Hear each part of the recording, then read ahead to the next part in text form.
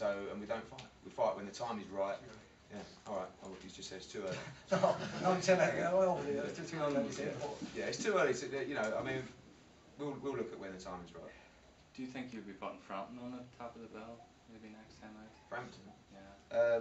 You know, Carl Frampton really impressed me tonight because he's worked and trained his nuts off for this opportunity, and I would have loved to have seen him fight Kiko Martinez tonight because I think it would have been a brilliant fight. But he had to beat what was put in front of him, which was a fairly decent Aussie at Commonwealth level, and I think Frampton showed he's beyond that. I think with Frampton and Paul, you know, working together on a show in Ireland, it makes sense.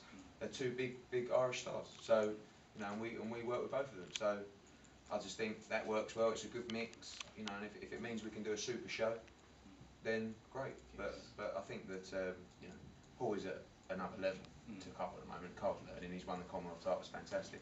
You know, I think what we've learned tonight and recently is that winning those big sort of semi-domestic titles at British, Commonwealth, and European, there's another level, miles beyond that.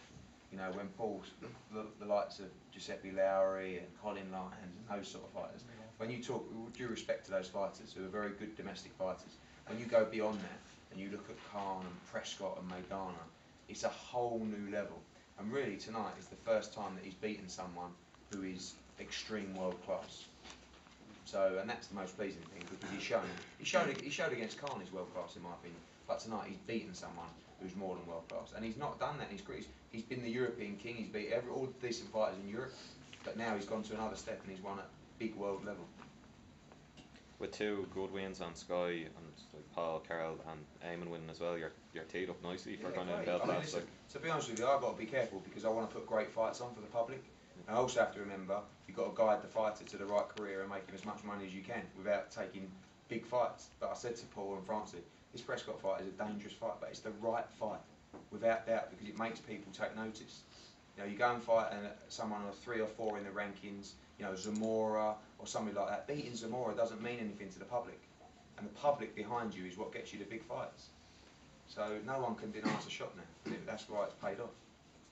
Paul, you've spoken about the atmosphere of the fans before. You've been at more sort of low-key venues. How much in front of a bigger crowd helped tonight?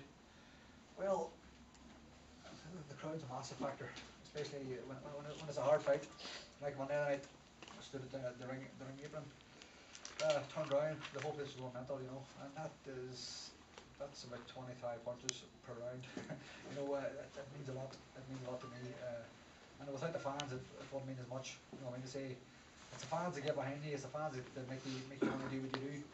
If the arena was only 5 people there, it wouldn't give you much of a buzz, you know. So it's nice to go out there and to a full arena and do a big job.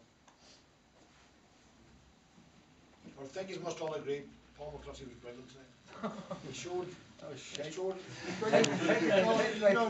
Technically, it was a shit performance, but a high fight. The balls that he showed there, like it was fake. Paul McCloskey's not a fighter. He's not bragging. He's put a fantastic boxer. I've told McCloskey before, you're a good boxer. You're just an ordinary fighter. He fought like a Trojan. I thought that was amazing. Prescott was. Like, Paul was very tired himself, but Prescott was more tired than Paul. And Prescott won the early rounds. I'll tell you, he had a good job. Yeah.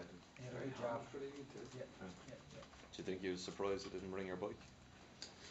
He had his fight in the second half. Yeah, the second half of the fight, he was on his bike. But that's why, in my opinion, Paul deserved to win the fight. He forced the issue for the whole of us. And listen, when you're fighting at home, you know, and the crowd are behind every punch that you throw, I had him by 3 rounds.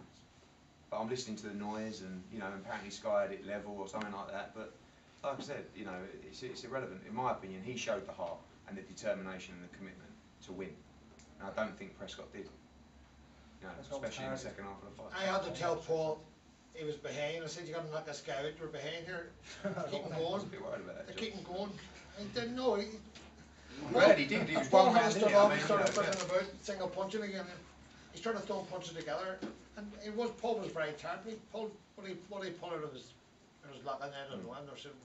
And you reckon the people saw a different side to Paul tonight? Different dimension? Yeah. Like, I remember saying to Paul McCloskey 9 months ago, Prescott's made for you. Prescott wasn't made for him tonight. Prescott still off him. Prescott comes forward and fought Kevin Mitchell, just come forward the whole time. Paul had to go looking for him today. In that case, Prescott does deserve credit. He boxed a smart But fight. He boxed a smart You- fight. I think I took his game off him after 5 rounds. I put him the back. I think I him the back foot. He didn't know what to do. He was doing better But coming even forward. Paul, even in the early rounds, we're pushing him, he was standing off you, Yeah. taking shots. Yeah. But he, you know, I think you showed something that nobody's seen of you before. Seriously. No, I can fight. And listen, as an Englishman, we've grown up watching great Irish fighters go into battle over and over again, you know, and that was right up there, Yeah. you know. And actually, you guys, you've actually got a reputation for being quite tough in the heat at the moment, and he's shown that unbelievable still, just like many others, you know, with Wigan, Macaulay, everyone who's been in wars. That was a total war, you know. And we don't want too many. I of them, couldn't, to be I don't honest want with you. another one. We don't want too many of them. And listen, I wouldn't tell him this before, but if you lose tonight, that's the end of your world title chance. And that's a huge amount of pressure. And probably at times, he would have thought to himself, I cannot lose. I can't afford to lose it. Because if you do, it's all over. I was saying to him every round, it was a better round, but you got to work more. And he dug deep. He didn't dig deep to win the fight. If he hadn't done it, he'd lost the fight. Is that the deepest? Paul McCloskey saying.